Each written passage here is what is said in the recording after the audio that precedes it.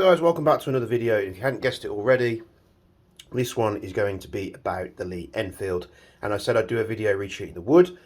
I just had to get the stock off. Those savvy-eyed viewers will have seen that the Enfield was in bits on the gun wall here in my home office. So here is all the wood parts, barring a few metal parts which I've got to take off of the top panel here and the bottom stock. So to get this thing off, you need a really long Allen key bit, which I didn't have, which needs to go all the way down here. So I was like, right, let's make one. I think you'll have seen in the last video. So I did. I actually took a piece of steel. I turned it down to length, as you'll see here, so it's quite long, plenty of reach on it. Drilled a hole in the end for a bit so I can put something through to torque it down. And then I completely guessed at the size, but I took a 5mm Allen key that I had in the workshop, chopped the angled end off, and then I bored the hole out to 6mm, put a little hole through both sides, and then I literally hammered this 5mm Allen key into that hole. Obviously this hole was threaded, put a grub screw in one of the sides just to make sure that this doesn't turn. It was very strong anyway, probably wouldn't have had an issue, but with this applying pressure to one of the flat sections on the Allen key, it basically just stops it from turning inside the steel bar. Then I just sanded that off and we are good to go. We have a tool. This tool actually works so well that I didn't have to put something through the end. So you'll see that fits down there nice and easily. It will go down further because the screw's not there. So I popped that down. The stock wasn't insanely tight anyway. And then I just turned out the Allen key screw. I guessed the size perfectly well. It is a 5mm, so that worked out really well. And if you haven't seen already on the Jaeger Precision page, I hope you do pay attention to the Jaeger Precision page on Facebook. You'll have seen an AKM we did, an LCT. We put a few bits in and we retreated the wood. And of course, this is probably going to get the same treatment. So today, we're going to retreat the Lee Enfield wood. This is very subjective. There's loads of different ways to do this. And also, there's loads of different styles. There's different stains and such like that. The stain that I bought, I'm quite happy with. I'm going to try and make it nice and dark. So first of all, I'm just going to get a little tool here. Let's see. I'm just going to get my multi-tool. Just pop that screw out for the handguard. We also need to remove this. I think it's to protect the rear sight post. I'm not too sure. Those Enfield savvy people on the internet, if you can help out with that. It's the only thing that makes sense to me, so I'm just using this multi-tool because it's the first thing I've got to hand here in the office. That one will come loose. Pop that out. I've got a flathead. I've got a flathead. There we go. Found one. So let's turn this out here. I'm just putting some pressure on the screw as I turn it. It is in there very tight. I might have to tap this out. Let's tap it out. So I just use my stock tool there to tap that screw out. Are these the same size? I think they are. Yep, same screw. That makes it nice and easy. So the handguard now is all stripped down ready. Anything that concerns me is this bit here where the magazine goes in. We want to be careful that not split the wood. We have the top piece there, which has all the metal components off already, so that's set to one side. The stock has everything taken off. So that's done. The last piece is this top piece here. And this was the only piece that concerned me, that the screws would strip the wood out, but let's take this off. We're going to need a different size screwdriver. Yes, we are. Oh. So let's remove this. There's one. Oh, we've actually got a washer there as well, a little shim. So let's make sure that's kept with the front. Do we have one on the rear? Yes, we do. So we have little washers underneath those bits. We're just going to have to be super careful when we screw that back in because we don't want to strip these holes out where the screws have gone through the wood. And that's it. So the next bit you'll see, I'll be in the home workshop. I'll time-lapse stripping this down, but I will tell you as I do it what I'm using, just so you know. We'll strip this down, re-stain it, then we're going to use some boiled linseed oil, and I'll go through everything with you as I do the process where you can get this stuff. And yeah, we'll see you in just a moment. So in the interest of time, I'm going to really cut down the sanding part section of this video because there's nothing really too interesting about sanding wood down. There's loads of different tools used for this. 120 grit normal wet and dry sandpaper, 400 grit wet and dry sandpaper. I also used a multi-tool, which you'll see the Ryobi tool there. Just helps getting into the certain areas and just getting out the really deep sort of thick parts of the finish that they've put on this wood. And I also ended up switching to a finger sander, which had a very, very low abrasive belt on, and just stripping off all the finish that they've put on there. Once that was all took off, I was touching the finger sander in certain areas just to give a bit of damage and stuff to the wood. Once that was done, I actually switched to going to the Ryobi multi-tool again, as well as 120 grit and 400 grit sandpaper. And I did use a couple of files as well to get it off the thick parts in the areas where I couldn't get the sandpaper in, just around where the hop adjuster is and such. And then literally using a piece of a steel square box section there, just keeping it, because obviously the fatigue and stuff you get in your hands sanding this stuff, and how long this took me, pretty much most of a day.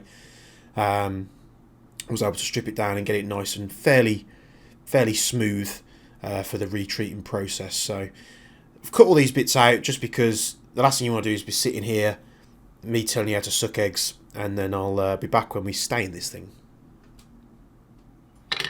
Again, here I'm just making sure the pieces of wood are dust free, trying to get as much debris and stuff away from it as possible, because when you stain this thing, that stain's going to stick to any kind of debris, dust, sawdust, dirt, grime, anything that you've got on the surface. So I'm just using a brush, just getting rid of all the loose bits and pieces that are dry, and then what I'll eventually do is switch over to some kitchen roll, paper towels for you Americans out there, and just a slight bit of water on it to keep it damp, and just again going over the surfaces where I'm going to stain, just making sure I'm lifting off any dirt, dust, any dust from the sanding process, just trying to get the wood as clean and as dry as possible. I know I'm using a damp kitchen towel, but I was just waiting for the wood to dry off before I did the next few steps.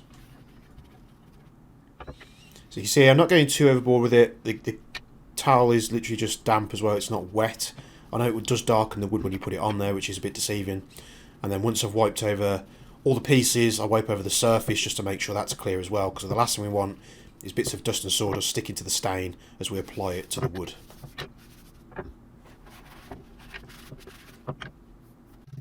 So the links for everything that I'll be using here I'll put in the description down below. Majority of the stuff I bought from Amazon, dead cheap, not expensive whatsoever. Got a disposable cup here. This wood stain, dark oak, is the colour. Very simple and easy to apply. And I'll go through it with you just here. Again, bought from Amazon. I think it was about £8 or £9 off the top of my head. For the how to coat them, I'm using these foam brushes. I bought a pack of like 20 or 30 of them. Very inexpensive as well. You don't need to spend an absolute fortune to get this stuff done. So it's a pack of 20 there, you see. And I only use one of them for the whole process. And you'll see why we do the oil a little bit differently later on. So I'm just popping some of this into this disposable cup here. Wear clothes that you don't mind destroying, because this stuff does like to splatter and get absolutely everywhere. I fully recommend you use gloves. Now for the gloves, I'm using some of these Microflex latex. They're quite thick latex gloves. Nitrile if you're allergic to latex or you don't get on with that. They're powder free, and it just means you can pick the wood up without getting any kind of contamination off your fingers or your hands as you're handling it. And then of course the bench there, as I pointed out, I'm not really too fussed about I can always sand it if it needs to be cleaned. As you'll see, this bench gets a lot of damage and use. So I'm just saturating the sponge here. You do have to put it on liberally, so you know, put plenty of it on. You can't apply too much of this stuff, and you'll see why a little bit later on, because we're actually going to go and remove the excess. So I'm just applying it to the ends here, just making sure that every square millimetre of this thing is covered with the stain.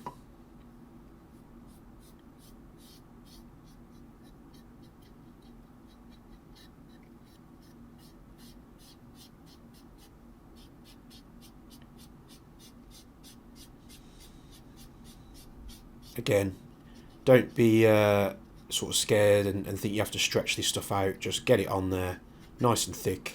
The wood will absorb it, and then we're going to come back after we've coated all the pieces and just wipe it over and remove any excess that we might have on there.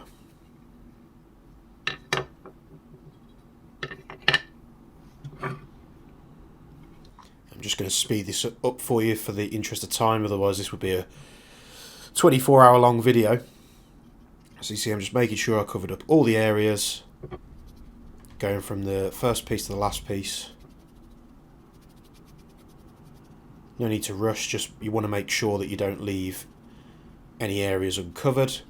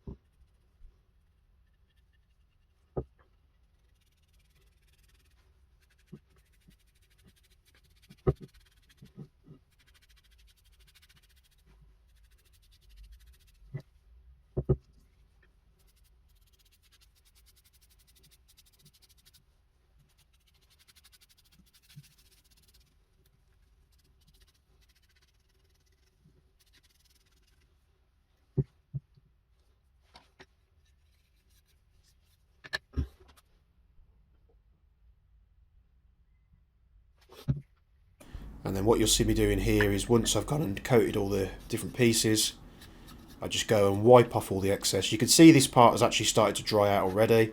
That's fine. We're going to put a few coats of this stuff on anyway. I think with the Enfield I ended up doing 3 coats. And actually when I did the second and third coats, I applied the finish to 2 of the pieces of wood, then went back and wiped them over to get the excess off, and then I carried on with the next 2 pieces, just so it wasn't drying out prematurely while I was coating the other pieces. I'm not sure if I got it on camera as well. There was times when I tried to sort of dry the wood out just with a very low flame on a torch, just because when I was doing this, obviously the workshop was just literally about 1 or 2 degrees, which was making it much harder, much longer for the thing to dry. So I'm just taking an old cloth, just wiping it over all the surfaces, getting all the excess finish off.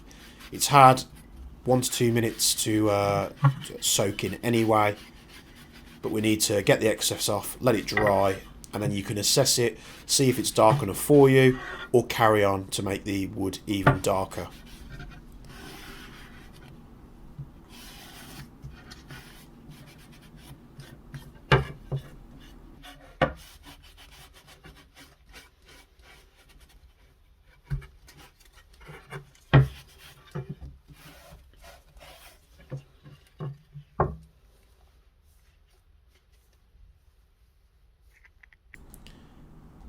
So as you'll see here, it's all dry. You can see the very different colour in the finish once it's dry too. It gets a lot lighter. Just topping up my little disposable cup here with some more stain, because I'm going to be going through a fair bit of it, but honestly you could probably do maybe 10 of these rifles with what you get in a bottle. And now we just rinse and repeat, and we end up doing this 3 times. And if it wasn't super clear from when I looked at the bottle, after we've gone and applied this finish and then come back and wiped off all the excess, each time after doing that we leave it for about 20 minutes and we come back and check if it's dry.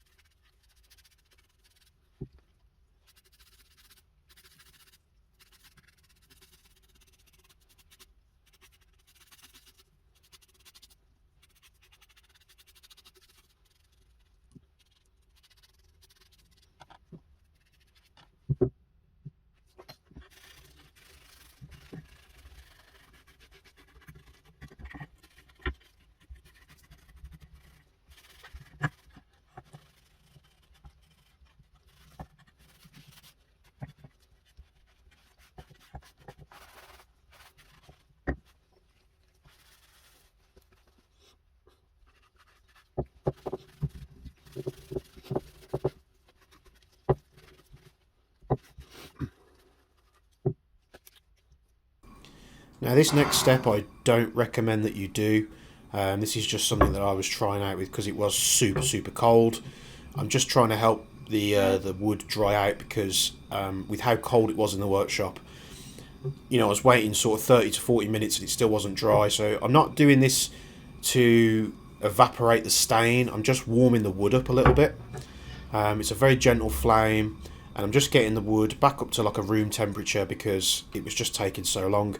I wouldn't recommend you do this. I didn't want to leave any footage left, you know, not shown to you guys. It was just something I was trialing with, but have some fun with it. You can always strip the stain off and start again, and if you make any mistakes.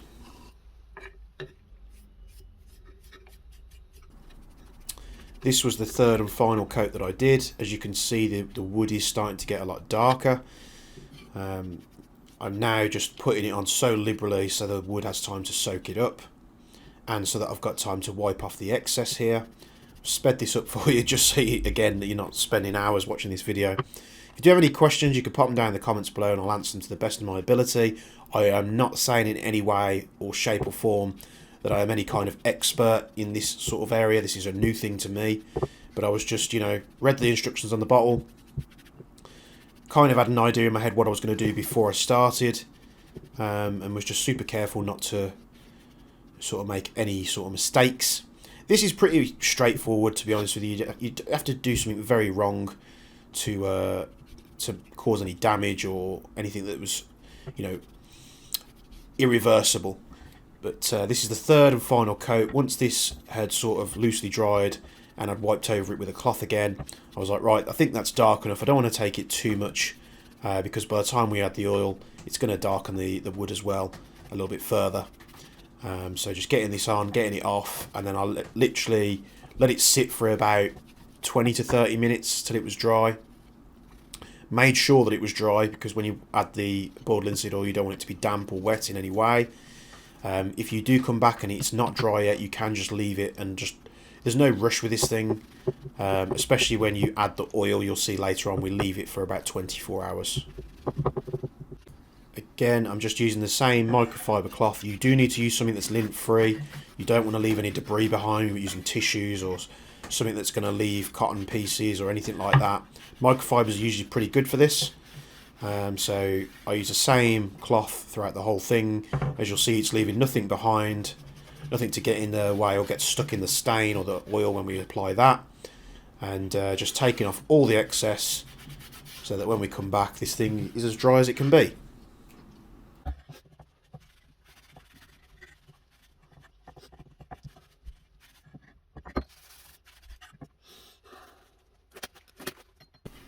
Now this is where it gets super messy. So first of all, I'm just rubbing my hands over it, just making sure there's no raised sections, no little bits or splinters of wood sticking up in any way.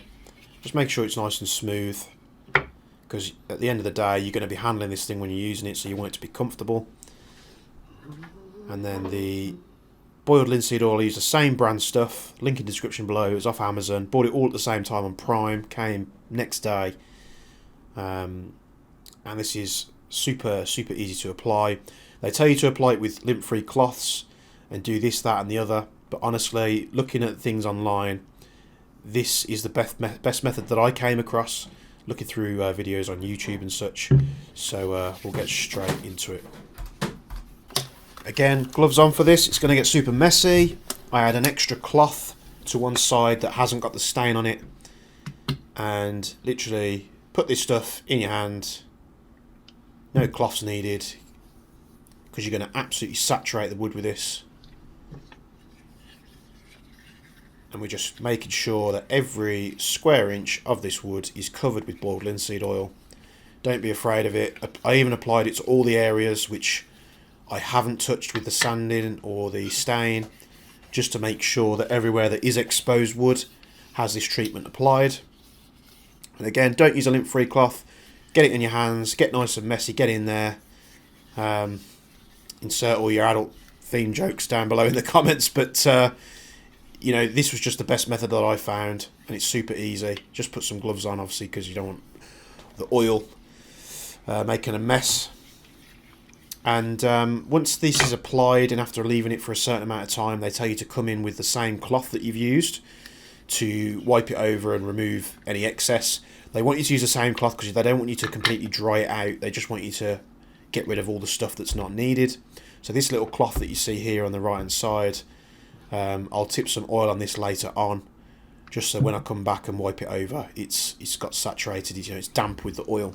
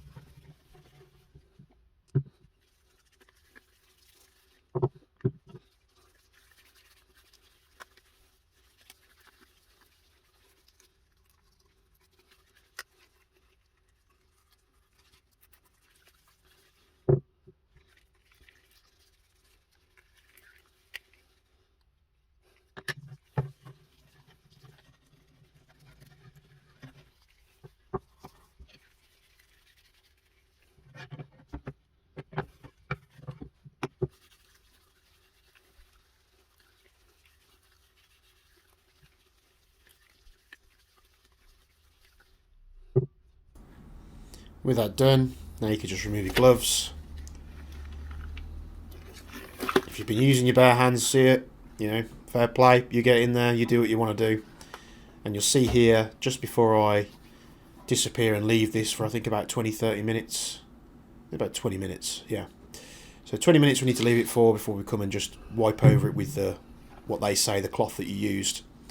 All I'm going to do is take some boiled linseed oil, pour it all over this cloth here just so it's nice and damp when I come back. You see I ended up applying a lot more than this just to make sure that it was saturated.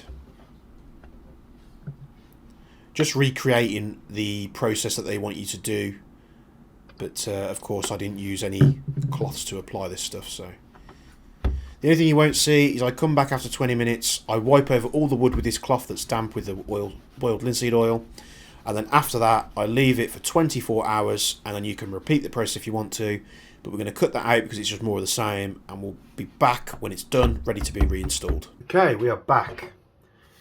The last part you'll have seen I was oiling this wood. I left it for 24 hours.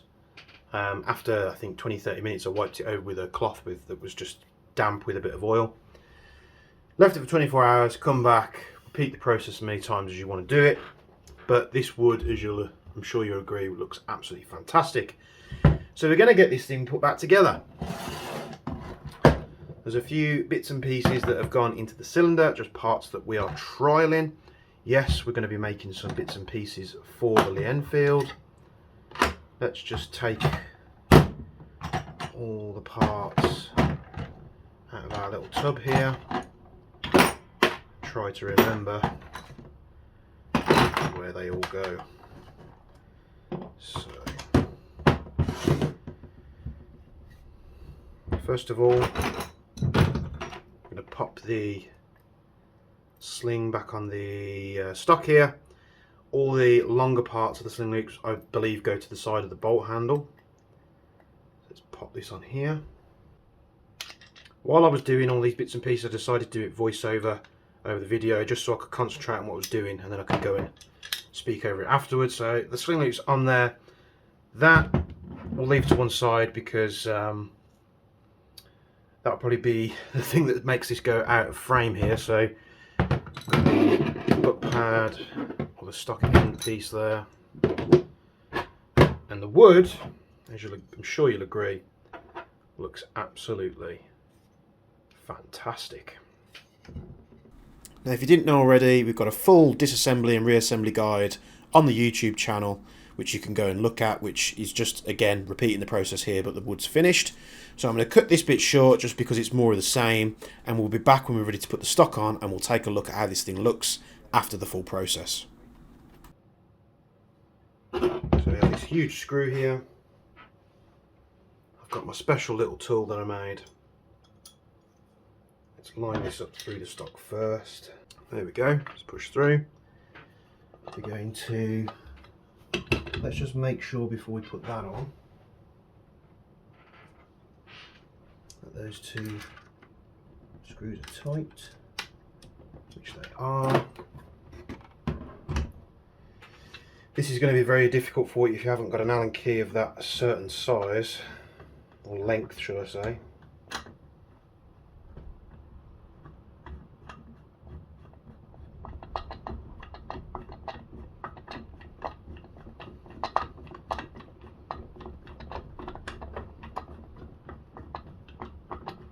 Close, so we'll slow down.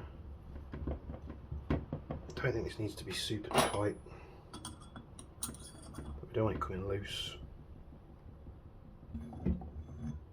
Was I just put a hole in the rear so I can put an Allen key or something in and just put some torque down on it. So that's tightened up. So this next bit's going to be difficult on frame. So we need to end cap piece back on.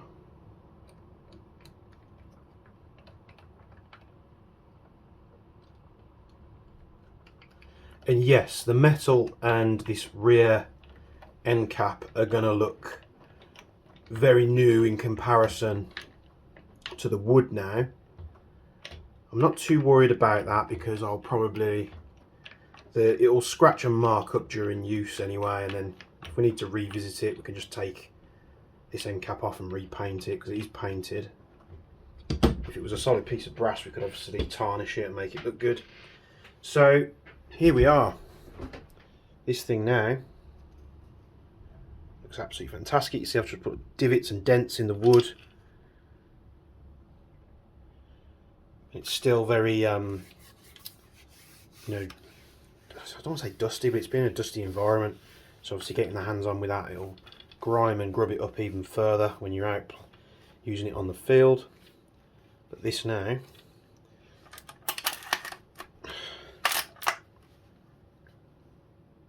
you might hear that's a bit more punchy because we put some bits in there, which should be coming soon. But just before we go, I'll get this thing up on the wall so you can take a look at it.